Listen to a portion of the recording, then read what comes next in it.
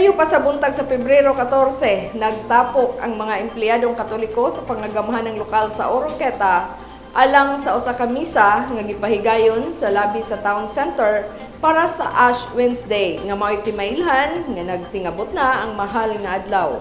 Human sa misa, nag-iyahay na sa lain-laing diskarte aron maselebrar ang Valentine's Day uban sa ilang mga minahal sa kinabuhi. Ania ang kumpletong detalye. Giuna sa mga empleyadong Katoliko sa pangagamahan ng lokal sa Oroqueta City ang pagsimba ilabi na nga natunong usab sa Ash Wednesday ang selebrasyon sa Valentine's Day.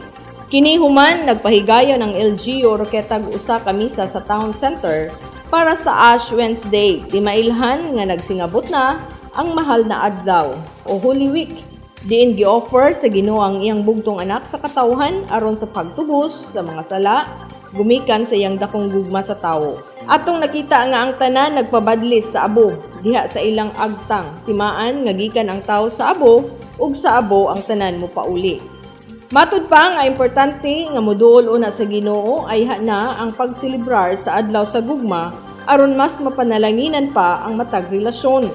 Human sa pagsimba, lain-lain ang pamaagi sa pagpakita og pagmahal sa asawa, sa bana, uyab, anak, higala, katrabaho ug uban pa.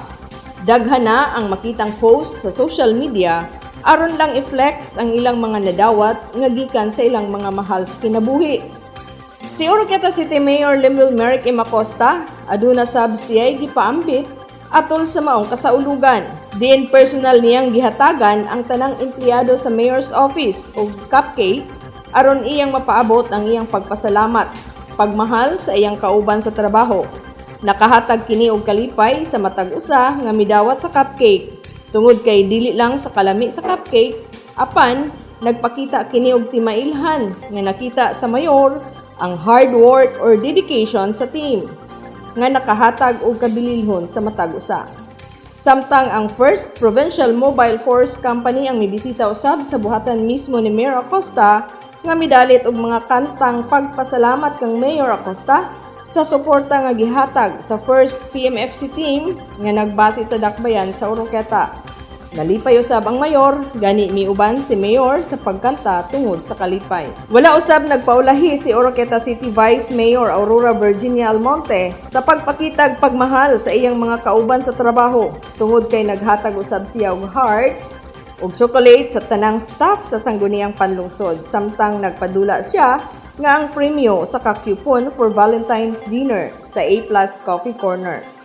Samtang wala usab nagpalupig ang PNP Oroqueta City ubos sa pagdumala ni Police Major Roland Donor sa pagpakita og paghigugma sa isig katawo.